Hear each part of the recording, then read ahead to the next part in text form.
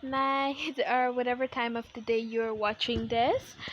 Um, what's up? We're back again with another video where we're going to be painting Mr. Pumpkinhead that you've seen from the last video.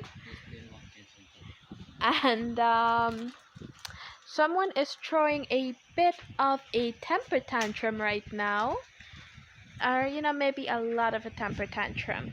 So we're back again with Mr. Pumpkinhead, where we needed to mix the color for his head. And the colors that I used to mix for his head, by the way, this is the paint that I'm giving a review that I did swatches in my last video.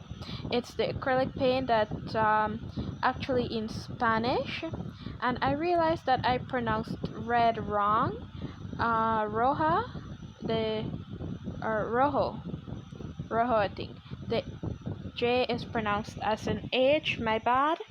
And at least I got blue right.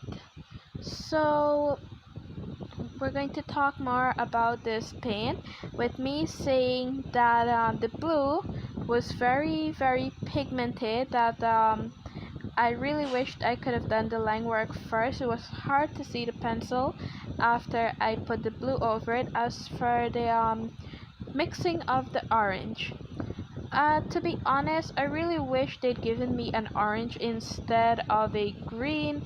I find the green like a bit useless. If I want green, I can mix the yellow and the blue, but remember I said the yellow wasn't really that pigmented, and when it comes to mixing, you're going to need it to be very pigmented. And since I wanted to stick to using these materials only, I decided to use the yellow and the red from this kit. And usually when I'm mixing the orange for the pumpkin, I'd add in some of the Crayola orange, but I couldn't. I wanted to use these art supplies alone, and I didn't really like the way the orange pumpkin came out. Also, I noticed while I was trying to layer on top while it was still wet, it started just blended right into the first layer, so I had to wait until it dried before I can put in some detail in the pumpkin head. However, the blue, I gotta admire something with the blue. As you can see, I put it in some shading right there. When I mixed the blue I darkened it with some black, and I wasn't really sure if it was going to work because it seems like there's more than one pigment in the blue, which give it sort of like a dirty color. And mixing it, I just wasn't sure how it was gonna look, how it was gonna work, but it actually worked pretty fine. I like the way it looks. It looks really wonderful. I mean, it blended really well. It didn't give that much of an issue, so I guess that's one of the upside for this. And then I wanted the color and the wrist part to be a bit lighter, so I mixed it with white. And looking at it now, I should have added a little bit more white. I mean, it's not really that light, but you can still differentiate it from the rest of the jacket, which is good. So I wasn't really sure on how I'm going to use all of the colors in this piece. I've already used the red and the yellow, which I mixed to get the orange. Yep, that counts. I already used the blue, which I am still using right now. I still have 3 more colors to go. You can see in a sense that I used the black, but then I didn't use a lot of it, and it wasn't really a main focus like how the yellow and orange was, so I'm not gonna really count that as being used. And I was thinking, what sort of jacket am I going to give him? The white also, I need to use the white, but I decided to give the inside shirt a gray. I think you call that a waistcoat. I decided to give the waistcoat a grayish color. And I'm telling you this all before it even happens. Oh, if you see that little line there that is barely showing, that's supposed to show where his fingers are. And if you're hearing a bit of a breeze, that's the fan. I'm currently in front of it right now, so you're going to be hearing that. Anything that you guys would like to see me do, leave it down in the comment and I will be happy to do it. Now we're already done red, yellow, blue. Now we're also done white and black, because I used the white and black to mix the gray color, and as we get to the different parts of this waistcoat, I decided to make it darker. Oh, not to mention that he is wearing a tie, which also needs a color. Another thing, sidetrack from the painting, I am listening to a scary story. I have seen God. I have not been the same since. And you guys should definitely go listen to it. It's a wonderful story so far. Now back to the painting. To draw this, to be honest, it is quite easy to draw this, and I did look at some reference photos, and I just went on to Pinterest, googled men in suits. I got this photo. I didn't get this photo, but I got the guy in the suit. And then I googled pumpkins to see reference on how to draw pumpkins, but to be honest, pumpkins is like one of the easiest thing to draw. It's just like circle, circle, and more circle. Anyway, I mentioned in the description of my last video that these were like watercolor, so the same gray I used for the waistcoat, I just added a lot of water to it to the point that it got really light, and that's what I used for the inside shirt. So it's like he's wearing 3 layers of clothing, but I really like the way it looks. And then it came to adding in a little bit more detail on the green. I had to wait until that green dries a little bit because I just couldn't add it in. Remember what I said about it blending completely in with the pumpkin head? The blue was a bit different. The blue, it didn't blend completely in, and when you rub your hand against the paint, it looks chalky, but it doesn't feel chalky. It feels like you're rubbing your hand over plastic, which is very, very weird. So I just thought I should bring some attention to that. I painted the eyes and the mouth yellow color, yellow mixed with orange, a little bit of orange, and then I add some yellow around it so that you can see a bit of like a yellow shine that it's giving off. Like if it's glowing, I want to give the effect of as if it's glowing. This was actually really fun to do. Anyway, I had already mixed the green a bit darker to add in some details. I used a very fine brush that I bought from China Trading for this. And to be honest, comparing this paint to the paint that I used yesterday, was it yesterday or the day before, the watercolor paint, it's a bit hard to say who wins the battle because they're both different and they've both got flaws. When it comes to layering, the blue layered pretty well, but the orange didn't layer. The orange that I had to mix didn't layer well. I'm guessing that's because I had already mixed 2 colors. Sorry, I had to yarn.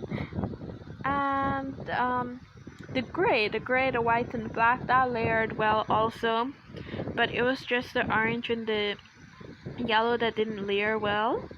Picking up back the pigment, the only thing that I've noticed with picking up back the pigment was well, you can say picking the color back up, was when I swatched it and I mixed the white over it. As you saw while swatching, when the white was over the black and then I used the same brush to go over next color, you saw that it came off gray and pink and stuff like that. That was the only time I really saw that much of the lifting process going on. I mean, when I put the darker blue down, it didn't lift. I didn't have any big issue with that. But yesterday's paint, and I'm guessing that's because I did something else yesterday, while painting in the cheeks for the character yesterday, I added a little bit of pink and I wanted to blend that out, and it just lifted right up. I had to try, I didn't know if you guys noticed that, but I had to try and hide it, and I mixed the skin color for that one, so I'm not sure if that's a very even comparison, since this is just a pumpkin head on a suit, and that one I actually had to paint in facial features and stuff like that. Let me guys know what you think of in the description. Has my mind changed on this paint while painting it, considering when I made the last video? Yeah, my mind has changed a little bit on it. It kind of varies. I mean, I only used orange supplies yesterday for the Velma costume. Let me guys know if you got that correct. And yellow, I didn't use every color in the kit. I used just a certain amount, but then I did use the same kit to do the painting of my sister, even though I also mixed it with the acrylic. I'll do another painting where I'll use only the watercolor, and we'll see how it goes. And then again, I'm also comparing watercolor to acrylic. Even though these are like a knockoff brand of the acrylic, it's still not a even comparison that we have going on here. It's a bit unfair. So again, let me know what you guys think in the description. Is this paint worth buying? Yeah, you know what, it's worth buying. It was for 9 something, let's say $1,000. It was for $1,000, and sure, it is fine if you want to get it. I mean, it doesn't really make that much of a difference. Or you know, we'll try a very similar drawing to this using only the acrylic paints. What am I saying? The acrylic paint, the watercolor paint that I bought, and we're going to see how it looks. As for painting in the shadow, it's very easy to paint in the shadow. It's not so hard, and the wood design behind him, it's easy. Then when I was finished, I tried to do some details with these liners, but I wasn't sure whether or not the blue was picking up that well.